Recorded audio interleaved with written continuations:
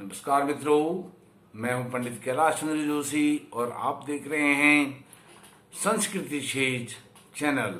मित्रों, आज मैं आपके साथ विजयादशमी पर चर्चा करूंगा। विजयादशमी पर चर्चा करने से पहले आप मेरे चैनल को सब्सक्राइब कीजिए, अपने मित्रों से भी चैनल को सब्सक्राइब करवा करके मुझे सहयोग प्रदान कीजिए और मेरे इस वीडियो को लाइक कीजिए और शेयर भी कीजिए। मित्रों, विजयादशमी की जो कथा है बहुत दिव्य है, भव्य है और ज्ञानवर्धक है, ज्ञान देने वाली है। देवी जी ने 9 दिन तक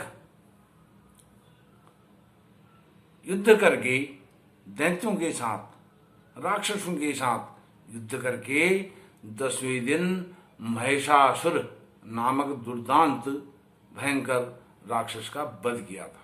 10वें दिन, तब उस दिन देवी जी को, दुर्गा जी को सफलता प्राप्त हुई थी, विजय प्राप्त हुई थी।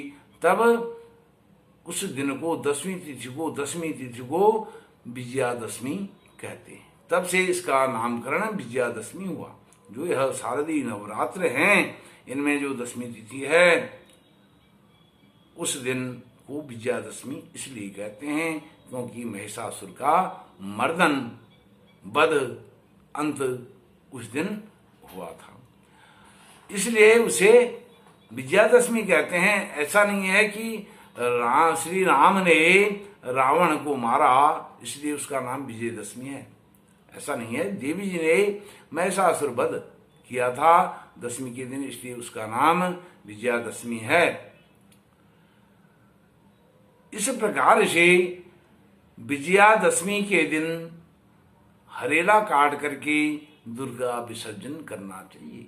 खुशी, अब हरेला काटना क्या है? जो हम हरेला पहले नवरात्र में बोते हैं, जो सप्तधान्य आदि, उसी दिन पहले हरेला काट करके और उत्सव मना करके तब देवी जी का विसर्जन होता है, उनको विदा किया जाता है। विसर्जन शब्द अच्छा नहीं है, उनको विदा किया जाता है।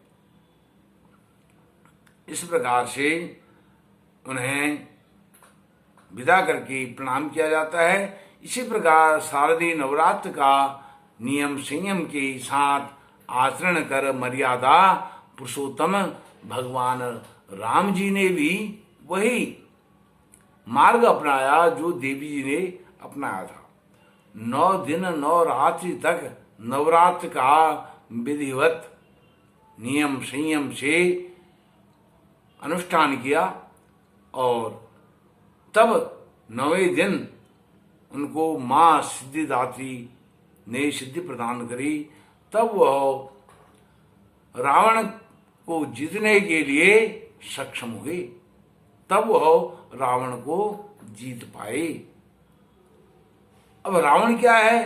रावण 10 ग्रीव है, 10 आनन है, 10 कंठ है, 10 मुख है, उसके ऐसे नाम हैं। अब भगवान श्री राम उसको आगे पीछे नहीं मार सकते थे। क्यों? क्योंकि वो 10 कंठ है, उसके 10 दोष हैं। 10 दोष 10वीं के दिन ही समाप्त हो सकते हैं, विजयादशमी को ही समाप्त हो सकते हैं, समाप्त किए जा सकते हैं। उन 10 दोषों का अंत विजयादशमी को ही किया जा सकता है, क्योंकि उसका नाम विजयादशमी है। जो विजया नाम की देवी हैं वह विजय प्रदान करते हैं। 9वें दिन सिद्धि प्रदान करके तब 10वें दिन वह व्यक्ति को विजय प्रदान करती हैं। इस प्रकार से श्री राम ने भी, श्री राम, श्री कौन है? सीता है। राम, सीता और राम, जब हम श्री राम कहते हैं तब उसमें दोनों के नाम आते हैं, सीता, राम। श्री सीता और राम, श्री सीता हैं और राम श्रीमान राम हैं। जिन्होंने श्री को धारण किया है वह श्रीमान हैं, वह राम हैं। राम कौन है? राम राजा हैं, राम आत्मा हैं, राम अवधेश हैं, राम साकेत नरेश हैं, राम अगम्य हैं, अगोचर हैं। इस प्रकार से अब सीता जी क्या है? राम आत्मा है तो सीता जी अंतरात्मा है। राम श्रीमान है तो सीता जी श्री हैं। सीता जी माया हैं तो राम मायापति हैं। सीता जी माया हैं तो राम मायाधीश हैं।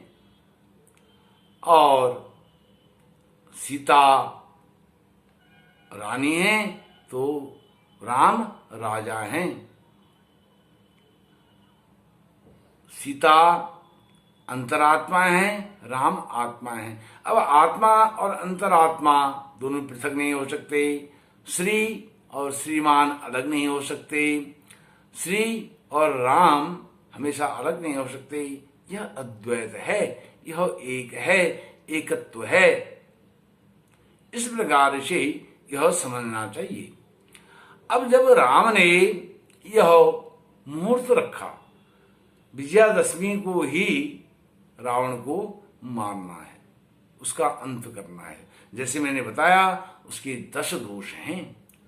उसके जो 10 सिर हैं वह 10 दोषों का प्रतीक है। वह अपने आप को 10वें ग्रह के रूप में स्थापित करना चाहता था। जो प्रकृति का नियम है, जो प्रकृति का एक कानून है, संविधान है, उसका वह अतिक्रमण करना चाहता था। उसका अतिक्रमण करके वह 10वें ग्रह के रूप में स्थापित अपने आप को करना चाहता था। इसलिए भी रावण का वध विजयादशमी को ही संभव था। मैंने बताया उसके 10 दोष हैं। अब नवग्रह हैं, सूर्य से लेकर के राहु केतु तक, वह 10वें ग्रह में अपने आप को स्थापित करना चाहता था। इसलिए जो प्रकृति के नियम का उल्लंघन करता है, अतिक्रमण करता है, उसका अंत रावण की तरह ही होता है। इस प्रकार जो विजयादशमी के दिन लंकापति रावण को, राक्षस राज रावण को मारने का मुहूर्त रखा, क्योंकि वह 10 ग्रीव था, 10 दोष युक्त था। आगे पीछे उसे मारना असंभव था। अब एक बात मैं आपको और बताता हूं, इसको विजयादशमी ही क्यों कहा जाता है? विजयदशमी अर्थात जिस दिन विजय प्राप्त होती है, व्यक्ति जीत प्राप्त लेता है किसी को, वह विजय। अब जय, इसको जयदशमी क्यों नहीं कहते हैं?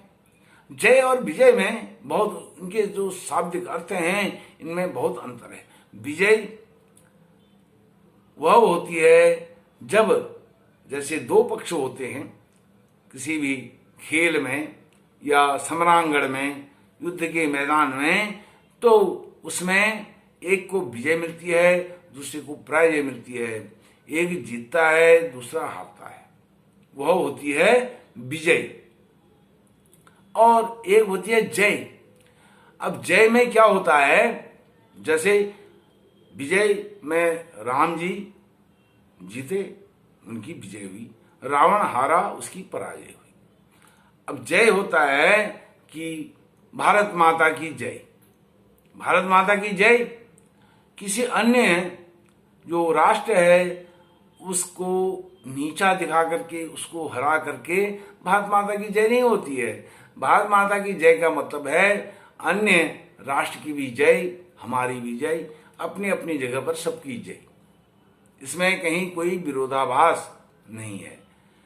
हमारी, मेरी भी जय, आपकी भी जय, सबकी जय, वह जय है। और विजय, मेरी विजय, अगले व्यक्ति की पराजय। राम जी की जय, रावण की पराजय। कृष्ण जी की जय, कंस की पराजय। इस प्रकार से जय और विजय में, शब्दों में बहुत अंतर है। यह अंतर हमें समझना ही चाहिए। यह सब छोटी छोटी बातें हैं, बहुत गूढ़ बातें हैं, बहुत ज्ञानवर्धक बातें हैं, बहुत मन को सुकून देने वाली, शांति देने वाली यह सब बातें हैं। मित्रों, आपने मुझे विजयादशमी के अवसर पर यह जो सुना, इसमें एक बात मैं और जोड़ना चाहता हूँ। विजयादशमी नवरात्र शादी जो नवरात्र हैं, इनमें रामलीलाओं का भी मंचन होता है। पहले नवरात्र से लेकर के 10वें दिन रामलीलाओं का मंचन समापन होता है। उस दिन रावण, कुंभकर्ण, मेघनाद, अन्य जो राक्षस हैं उनके पुत्रों का दहन होता है, रावण का दहन होता है, मेघनाद, कुंभकर्ण का भी दहन होता है। यह सत्य की विजय होती है, यह धर्म की विजय होती है, यह सन्मार्ग की विजय होती है, यह सनातन की विजय होती है। ऐसा नहीं है श्री राम ने लंका में जाकर के रावण को मारा था, वो तो लंकापति था और लंका सोने की थी, मारा था, लेकिन वहां से वह खाली हाथ आए थे, अयोध्या को खाली हाथ लौटे थे। वहां से थोड़ा बहुत सोना लेकर के नहीं आ गए थे, क्योंकि वह मायापति हैं, उनके पास माया की कमी नहीं है। वह देने वाले हैं, वह दाता हैं, वह लेने वाले नहीं हैं, वह हाथ फैलाने वाले नहीं हैं। हाथ हमेशा उनका ऊपर रहता है, वह दाता हैं। और याचक हम आप सब, हम उनके याचक हैं। तो भगवान मर्यादा पुरुषोत्तम की यह दिव्य कथाओं को हमें विजयादशमी के अवसर पर उनका साक्षात्कार करना चाहिए। आपने मुझे विजयादशमी के अवसर पर सुना, आपका बहुत बहुत कल्याण हो और भगवान श्री राम आपके घर में यत्र सर्वत्र सब विजय प्रदान करें। ओम नारायण।